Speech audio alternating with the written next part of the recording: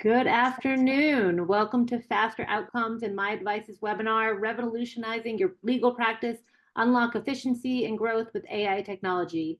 My name is Rachel Lemieux, and I manage the corporate marketing for MyAdvice, and I'm kicking things off today.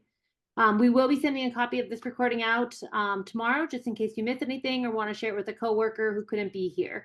Our presenters today are Tim Sawyer, the EVP of Sales at Faster Outcomes, and Chad Erickson, VP of Strategy at MyAdvice. Chad manages both our sales and business development teams. He's one of the owners of MyAdvice and has been working with medical and legal practices on their digital presence for over 20 years. Tim at Faster Outcomes believes in the transformative power of technology to revolutionize industries and saw a huge opportunity with AI for legal practices to help them find, serve, and keep clients more effectively and profitably. And with that, I'll turn it over to Tim. Thank you. So let's see if we can make a seamless transition here. Yes. And just a quick check. We look okay? Looks great. Okay, thank you so much. I appreciate that, Rachel, and I appreciate Chad. Having known Chad a long time, and I had the pleasure of competing with Chad respectfully in aesthetic medicine for almost 10 years, and always had the utmost advice for MyAdvice. And if you work with MyAdvice, you're in a great spot. So I appreciate the time today. What we're going to talk about is AI and the legal space. And so the reason I'm opening up with this slide, that it all starts with belief, is my belief is this, that as I travel the country speaking with lawyers, law firms, practices of all different sizes, from single individual practitioner to the 20 lawyer, larger 200, top 200 law firms, there is belief levels across the entire spectrum. Some of those belief levels are, there's no way that I'm going to get involved in AI. I don't understand it. It's too risky, all the way to fully implementing AI into all aspects of their practice. And today I want to try to address both ends of the spectrum. And so, like I said, the reason I say it all starts with belief, it does start with, do you actually believe that you can use artificial intelligence or large machine learning to help your practice become more efficient, more accurate, more productive, and more profitable? And if you believe that, then there's a high probability that your behavior will reflect that, because belief equals behavior. So what happens is, I have a belief system, I start to behave that way, I use this technology or anything in life, I build trust with it. And then once I have trust in it, I become proficient. And once I become proficient, then I become an expert. And that's where you get incredible results. So that theme, that it all starts with belief, really hit me the first time I heard that. So with that being said, today we're going to talk about introduction to AI in legal practice, basic tasks that you can use with AI. I find that if we break IA down to the most basic, simple tasks, that we can start to understand the difference between legal administration, meaning the blocking and tackling that you do, versus legal intelligence. Legal intelligence is where all the magic happens. We're going to talk about some best practices. Ethical considerations are seriously important, obviously, and a huge topic of discussion in all legal circles right now. We're going to talk a little bit about my company, Faster Outcomes, very briefly. This is not a commercial. This is more best practices from an educational standpoint. And then, of course, we want to talk about, once you've created some additional productivity through efficiency in your law firm, what can we do with MyAdvice to increase the quantity and quality of traffic to your website and phones? Rachel already mentioned our speakers. My name is Tim Sawyer. I'm a two-time Inc. 500 guy, love technology. And so want to start with a couple $1 million questions, right? Because what I hope to prove to you in the next 10 minutes or so is that you can, that belief system, you can use artificial intelligence to become more efficient, go faster, be more productive, and create an opportunity to do more law, the type of law that you want to do, right? Increase profit. So with the additional capacity to serve more clients, what specific types of cases or clients would you prioritize to maximize growth and impact? I want to plant that seed right now. Would it make sense to leverage AI to possibly expand into related fields of law? Because remember, AI is legal intelligence, right? So the ramp to go from, let's say, personal injury to employment is going to be a lot shorter by using artificial intelligence in your path to become a subject matter expert in both. So it's a great lever, right? How could MyAdvice's digital marketing, which is amazing, digital marketing solutions help you strategically fill that capacity with high quality and high value cases? We want to talk about that and how AI impacts that as well. And just think of the possibilities. My goal today is to open your mind to think of the possibilities when you combine AI and powerful digital marketing strategies. And now it's a perfect time of year. It's mid-November, right? 2025 is right around the corner. So perfect time of year to start that planning. So basic introduction, just kind of that we accept some universal principles, right? We know that AI is revolutionizing the legal industry. It's enabling firms to automate processes faster than ever before, more accurate than ever before, to make good data-driven decisions around the types of cases and the possible outcomes associated with those cases. Transforming legal workflows, reduces administrative burden, talk about that, increases productivity, and supports in-depth legal research. And then, of course, rapid adoption. I've looked at a lot of surveys in terms of the percentage of law firms and lawyers. There's about 1.6 million lawyers in the country who have adopted or contemplated adopting legal intelligence or artificial intelligence into their practice. And those numbers, those surveys range anywhere from 15 to 30, 35%. So it's still a relatively small number. Even if you look at the highest number from surveys, 65 to 70% of the legal industry has either not contemplated or not adopted AI into their practice, okay? And the goal, a fundamental principle of Faster Outcomes, and me personally, is I want every lawyer we engage in to understand that we are in no way suggesting that we are going to use AI to replace anybody in this field. We want to enhance. That's the key. Enhance, not replace. And then as a way to kind of understand how we can start using AI at the most basic level, let's just talk about emailing. And I'm going to talk to you about the two AI platforms, the two most popular platforms that folks use. One is called ChatGPT, and the other is called Claude. Both have a free service, both have a premium service. We're going to talk about both.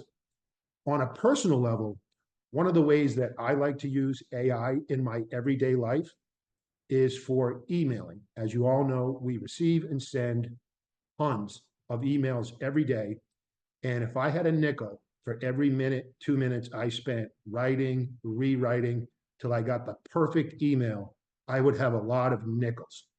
So one of the ways that you can use AI for emailing is get a free service with just ChatGPT, for example. You receive an inbound email, copy that text, paste it into AI, write a response, and you can actually tell it the tone. It can be friendly, it can be aggressive, it can be whatever you want. You tell AI how to respond to that email. And of course, just like Grammarly or other type of text correction methodologies or platforms, your AI instance will learn your tone. The more you use it, the more it will start to sound and think and speak like you. And think of how much time you could save by just cutting and pasting emails into ChatGPT or Claude to get the perfect response every time, right? How it works: input a prompt, enter follow-up email for client, and AI generates a structured draft. Tone adjustment: specify a tone for the email that is formal, friendly, and concise. All with what will tailor, the AI will tailor the communication preference. And the example is follow up after a client meeting. Use AI to draft a follow-up email summarizing key points and action items that desired tone in minutes. Stop wasting time. That's one way. Second way, obviously, is document review and editing. Lawyers have what we call the 56% problem, which is on average, 56% of legal assistant, paralegal, most lawyers, they'll spend that amount of time drafting routine documents that have been drafted hundreds, if not thousands of times before. We don't need to do that. right?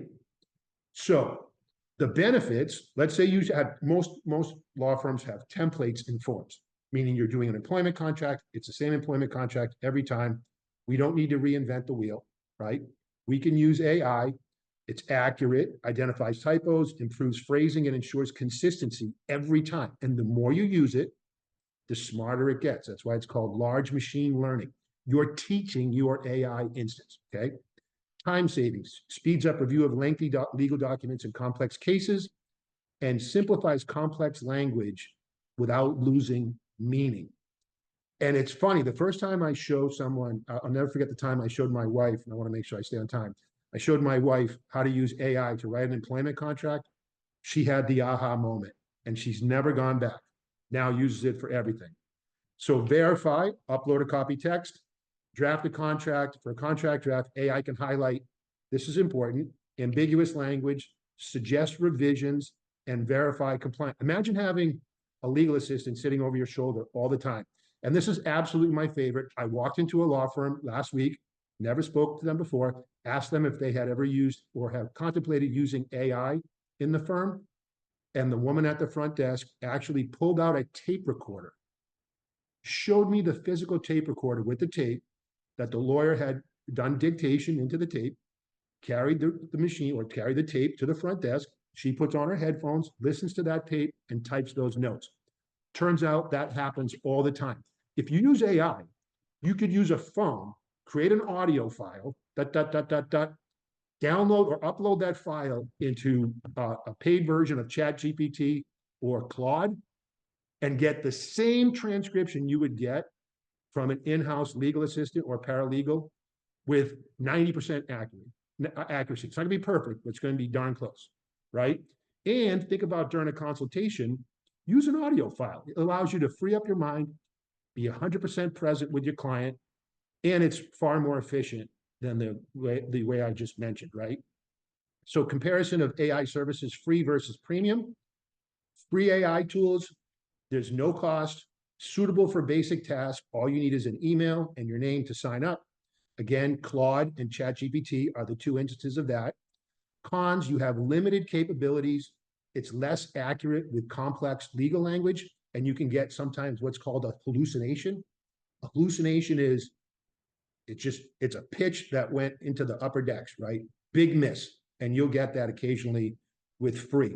Premium tools, advanced capabilities. For example, to create a PowerPoint, so if I was working on this PowerPoint today, I would enter all the text that I want in conjunction or in collaboration with my ChatGPT, and then literally hit create a 15-minute PowerPoint, and it will create the PowerPoint and upload that to my computer. Think about that. Just think about that, okay? Use free tools for general tasks, premium version for document review. And then here's the big leap, and I want to make sure we wind down on time. Legal administration, those are some of the things that I just showed you, right? The blocking and tackling. That's one use. The other is legal intelligence, okay? So legal administration is tasks and the benefits associated with that. Are you going to save time, improve a client response? Legal intelligence provides insight, case law research, predictive analysis, ensures accuracy, supports strategic decisions, and identifies trends.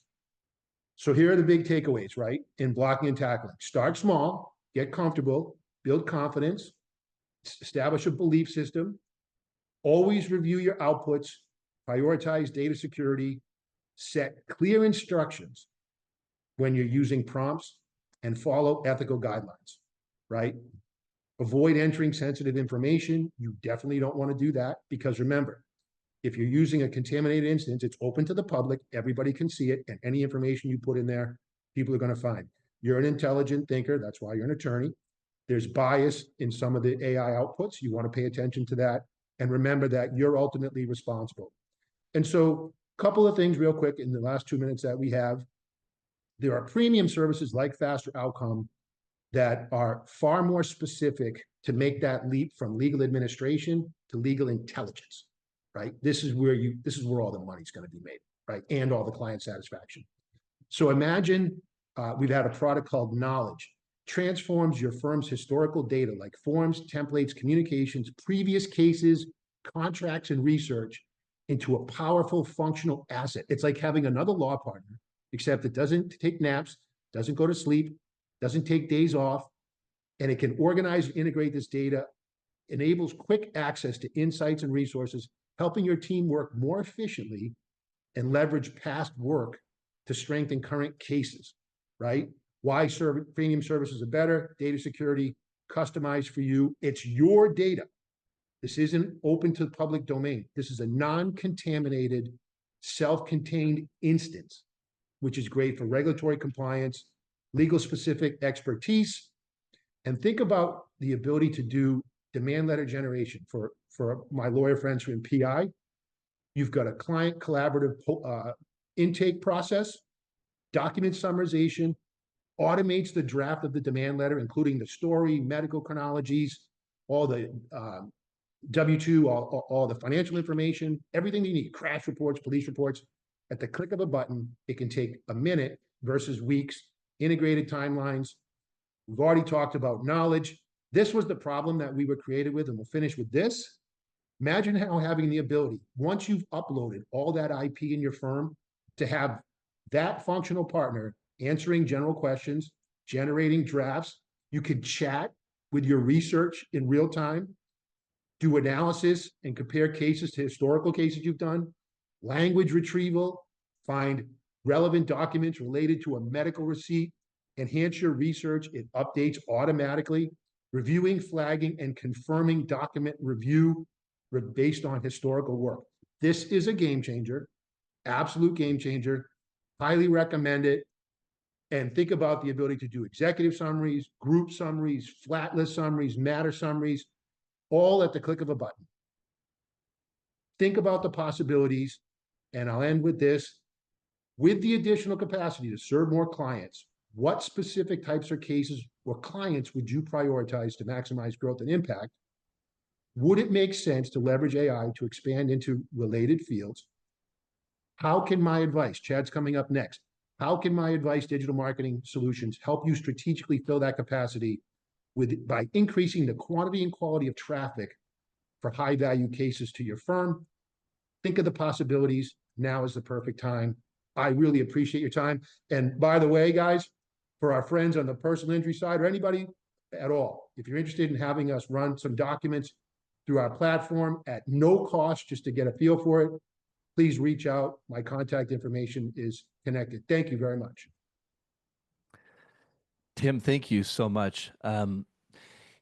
Gosh, where do you start, right? So, first of all, Tim, we've known each other for a long time, a long, long time. And when we reconnected about this, I was blown away because I see it, right? We, as a company, we're always thinking about efficiencies. We have to. Costs are rising. So how do we become more efficient? How do we help do things quicker, faster, better? Like you, I use ChatGPT every single day. And as I told you, earlier, I actually, my kids are in college. I have two of my kids, and I pay for a ChatGPT account for them. They don't use it to write all their stuff or to cheat. They use it because it helps them become more efficient. It helps them do things faster and better. And the reality is they have to learn how to use this because the workplace is going to demand that they have this. And what you're talking about, and I think we can maybe come back to this. I hope people are understanding what Tim means by a closed system. This is where it gets powerful. ChatGPT in and of itself is pulling information from the entire web and all these other pieces. But when you have your own instance that you close and it's just for you with everything you have, it's yours. It's only yours. Nobody else can see it. Nobody else can touch it. It's uncontaminated. That is where the power is. And if you're still not sure, you're like, whoa, I didn't understand this or know this, you should really talk to Tim, because what they have is going to make you more efficient. It's going to let you do more and increase your profits. And profitability is really where it's at. So anyway, thank you, Tim, for that. And hopefully I can add to that a little bit on the marketing side today, in just a few minutes. I am not looking I mean, what we're doing today is very, very high level. That's the reality. We know that there's so much to really cover for both of us, but hopefully what we're doing today is helping you think about things a little bit different, understand what's going on, what's changing in the world. This is talk about experience. Rachel mentioned 20 plus years that I have. I've actually been doing this for 25 plus years. Started this in the marketing side for medical and legal practices back in the late 90s. And coming up on my 25th wedding anniversary in 2 weeks, believe it or not. And was doing this before my wife and I got married and have continued to do it. Inc. 500, Inc. 5000, we've grown as a company over the years as well, which is a blast. But I want to talk today a little bit about what's really happening in the world of digital marketing, and this is important because things are always changing, and this is where when we talk to clients and prospects, they get frustrated. They say, "Gosh, Chad, how do we do this? How do we win?" And I tell them, it is frustrating. I get it. Google is not your friend. Google, if you understand how this works, Google made in 2013, $66 billion, a lot of money. Last year, they made $300 billion. So if Google's making that money, and 90% of the revenue, by the way, comes from paid ads, how do we succeed? How do you, as a business owner, whether your practice is small or large, how do you compete with that? So I kind of throw the flag on this, right? So, okay, wait a second. What's going on?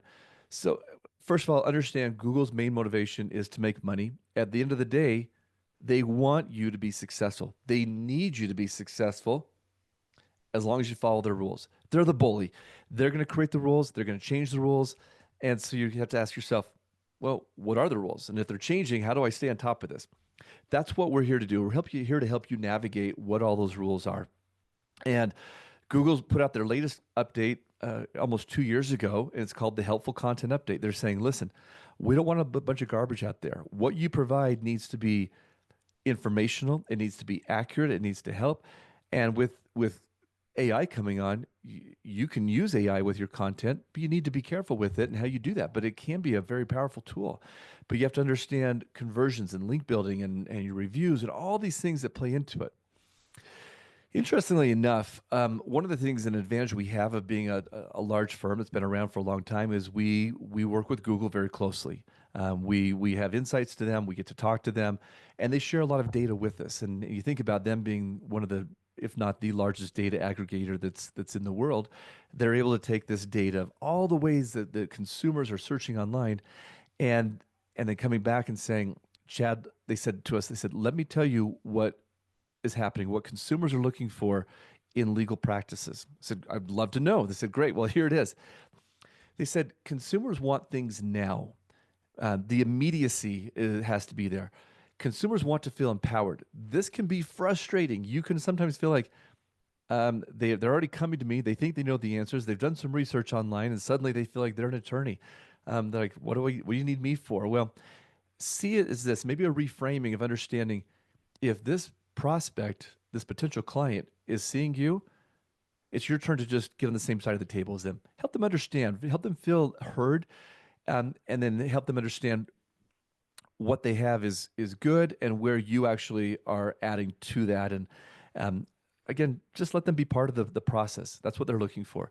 But they also want to be easy. Easy is critical to what's going on.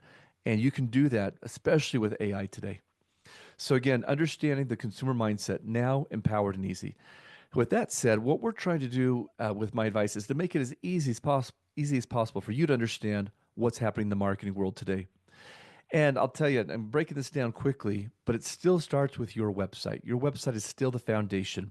Whether they hear about you from word of mouth, an online search, whatever it is, the first thing they do is go to your website. They want to see what else is out there, what you do. They want to validate what they've heard about you. And that's what they're going to use often to contact you. Additionally, you need to make sure that you're found in the local search, your local maps. This is your local SEO. This is your bread and butter. This is where it comes together. They need to be able to see that. The next is your reviews. Your reviews continue to build. It's others speaking about you. And this is critical to your success. You need to have a strategy in place that is not only notifying you if there are good or bad reviews about you online. More importantly, you need a strategy to continuously be getting those good reviews to go on to especially Google, where people can see those. Next is your social media. And you might be thinking, I hate social media. I never want to touch it. It's a waste of my time. Well, whether you want to or not, this is where they are. This is where they're searching. This is where the consumers are. So you need to meet them at their level. We understand it can be a challenge for you. What we're doing is we've created software that allows you to have the scheduling. You don't have to go out to another platform. It's all here. It's all, and same with the reputation and local. Everything's in one place. Makes your life easier.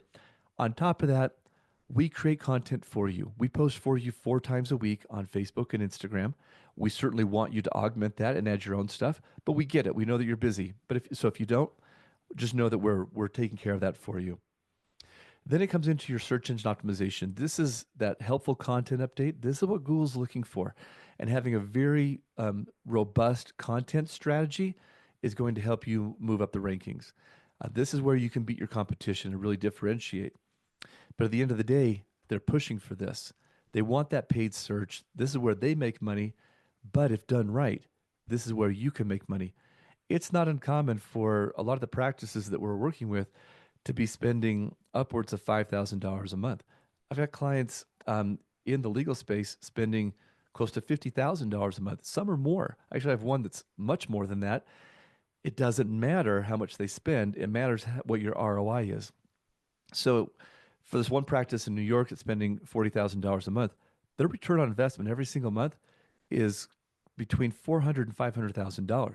So when you can get a 10x return on your ROI, again, top line, that's fine. Still, that's a huge number.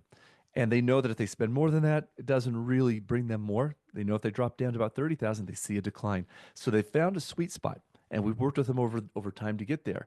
So it can be very, very powerful at finding the right business and helping to drive that. But again, your website, and I'll just talk about this for a minute. Your website is still your foundation. I was at a conference not too long ago and was talking to this attorney and I'll tell you, I loved it. I said, we got talking and I said, hey, tell me about your practice, what's going on. And he said, Chad, he said, look, I'm the best in my town. I get the best outcomes. I win more cases. I'm the guy that they come to. If nobody else, when the car, the chips are stacked against them, they come to me. I'm the one that wins the cases. I said, great. And I actually love that approach. I don't want to go to somebody who's mediocre. And I said, so tell me what you're doing with your marketing. Where are you strong? He said, I said, there's some holes in my schedule. I'd like to actually fill those up. We could be busier. I could really take on more. I said, great. I said, well, what are you doing with your marketing? We went through everything. He said, yeah, I've got the billboards. I've got some of the radio and TV ads. I got all this stuff. I said, okay. I said, do you mind if we take a look at your website? He said, yeah, sure. And we pulled up his website and I'm like, well, I know what your problem is. He's like, what? I'm like, you just got done telling me you're the best, that you have the best outcomes. You're the one they come to. I went to your website. Your website just told me that you're mediocre. Your website looks so outdated. Why would I go to you? Have you kept up on anything recent? Do you really know what's going on in the world today? And I said, what you're conveying and the message you're sending out is that you're really not up to date with things. You're not connecting with the audience. People are making an impression about you and it's not matching what they're hearing. So they're going to go look somewhere else. And he's like, oh my gosh, you're right. And we went into that and understanding again, why do we focus on the website? Because it's the first impression. And first impressions are critical to people's decision making, subconsciously and consciously. So it starts with that. When you think about a great website, and this is one of our clients, Client Spectre out of Philadelphia, but the website is there. It has to attract new clients, right? It has to have that modern look to it. It needs to add confidence that, wow, this is the group. This is the powerful. This is what they've done. Hey, if they can do that for somebody else, well, they can do it for me. And that's the mentality that you want to share with others. You want to convey a strong message. So that professionalism has to be there. So I don't have time to go through all these pieces. Love to talk to you at some point and help you understand all the details of these and how they can impact you. We do this for a lot of people, but at the end of the day, we're here to help you and help you grow and succeed. So with that, let me stop sharing what I've got and we can open it up to any questions we have. None have come through just yet. Thank you guys both so much for your time and sharing. I think this was just a good enlightenment of how AI and digital marketing, how it all kind of works together. to grow your legal practice. Again, I will be look for an email from me. I will be sending out the recording. In that, I will include both Tim and Chad's contact information. So if you want to reach out, you can reach out to them. If you missed that, you can reach out to me. I will get you in touch with whoever you need. Thank you, everyone, so much for your time today. Rachel, sorry, before we leave, I know we're kind of, but we can go over a little bit. Tim, will you put up your last slide again with the questions? I'd like to go into these just a little bit more. Sure. I think we got a little time. People listen. If they want to, if they got to jump off, they got to jump off. But Sure, let's do no, it. we don't need to rush completely. I think this is important, and I want to go through these again because the efficiencies in a practice, of what they have is so critical. And thinking about that. So slide 20 on the $1 million questions. Got it.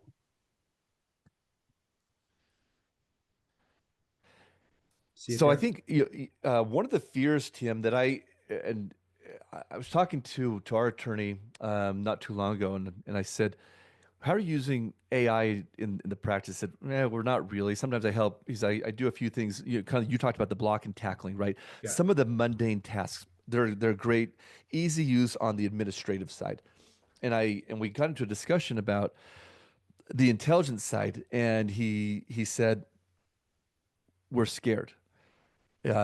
He said we're nervous because we're not sure about it. We're still trying to feel this out. How do you, with what you're doing with Faster Outcomes, help them overcome the fear that exists and understanding that how AI has just changed over the last few years and how it's evolving now? But maybe let's talk to the fear factor for just a second. That is a great question. And, Rachel and I were talking a little bit about before we got started. And what's interesting is, so she had asked the question, are you noticing that there's a larger cohort of younger lawyers attracted to what you do? And believe it or not, the firms that we're starting with now, these are well-established firms. They've been around a long time. They're thinkers, right? So they've been looking at AI. So this one particular case that we're working on now, 14 lawyers in the firm, Dallas-based, and I have known them a long time. So there was a little bit of a barrier breakdown because there was some trust, there was a relationship there. And they said, "Tim, we have 20 emails that we've saved that we've been solicited to use some forms of AI. We keep looking at this and we're not sure," right? And we were able to, you have to speak to the fear and have to understand what is it that you're concerned about. And their primary concerns are two. One is what's the possibility of a data breach, and then accuracy, right? And so when we speak to the accuracy point, we're not advocating, nobody is advocating that we should rely 100% on artificial intelligence for the 100% output. Quite the opposite, in fact. There's a case where a lawyer got in trouble. He used AI for the entire pleading, and he's in a jam, right? And so we're not advocating for that. So what we suggest, particularly when it comes to, if you're talking about basic document drafting, right? A demand letter. A demand letter is the vehicle used by a private personal injury attorney to make a demand on an insurance company that says, hey, based on the injuries, based on his future earnings, based on, or hers, we want $56,000, and if you don't pay us, we're going to go to court, right? And you need to write a compelling demand letter. Well, if you think about our ability to do that, we like to talk about that in the 80-10-10 realm. 80% of that is, let's use large machine learning or artificial intelligence to do all the things we need to do, right? Summarize the documents, put them in the right form, create a powerful demand that makes sense. It tells a compelling story based on domestic things that he or she could do, but now can't. So the softer part of the story is really important in a powerful demand. 10% is our legal team will do a review to make sure that it's correct. It's legally correct, it's grammatically correct, it looks the way it's supposed to. But that last 10%, Chad, that's you. That's the lawyer saying, you know what? this is my voice, this is my tone, this is our brand, it meets our standards of excellence, and then fire off the demand letter. So I think it would be reckless and irresponsible to approach any law firm, whether it's 10 lawyers or one person and a paralegal, to say, hey, we got you, right? We got you to a point. Most research will show that artificial intelligence can get to about a 90% accuracy rate, which, interestingly enough, if you do the same research on humans, it's a close race. Yeah. And one of the competitors is learning faster than the other ones. And Yes. so those are the big issues, right? Do I have secure data? And am I going to get an accurate output? Because lawyers by nature, they're risk averse. Yep. Right? They're advocates. Yes. By nature. They want to do right by their client. And so those are the issues that we spend a lot of time talking about. But to your point, the technology has come so far, so fast. It's an arms race right now. You've got occasions where you've got machines teaching machines. And then the last point I want to make is there's a new kind of way of thinking about AI, and it's kind of like thinking about lawyers, right? So it's called agentic frameworks. So if you've got two lawyers, one who's 26 and one who's maybe got a lot more experience, one of those is going to know more than the other by virtue of the fact that they've been doing this longer, right? Well, agentic frameworks are kind of the same thing. It's based on the amount of inputs that you've invested into that agent to make it smarter than an agent with less inputs, right? And when you understand that that's the nature of machine learning, it's constant prompts, more data that goes into it, more case law, more contracts, more outcomes, the more predictable it becomes. And I find that when you have that conversation in a reasonable tone, that most people get it. Does it eliminate all the fear? No. Do we still talk to people who go, listen, man, I'm going to Florida in 2 years. I have no interest in that. Sure. But the kids who grew up on ChatGPT, they're at a different place. They're in their late 20s, and they've got law school bills, and they're trying to use it themselves, right? And that's good, but there's also some risk in that because something can go wrong in the public domain. Hope that makes sense. No, it totally does. And I appreciate you answering, because I think that as I was talking to our attorney, I thought I think it's a reasonable ask. They are risk adverse, and so they're trying to understand this, and it's so new, and it can be so nuanced. And so what you said is very powerful. So again, if you're looking for help with either your marketing or to become more efficient in your business on various levels, let us know.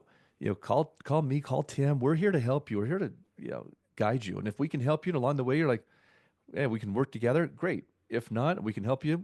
That's what we're here to do. We're here to lift everybody and make it a better spot. So thank you. So Rachel, sorry, I interrupted you, but we'll go ahead and wrap up, and thank you.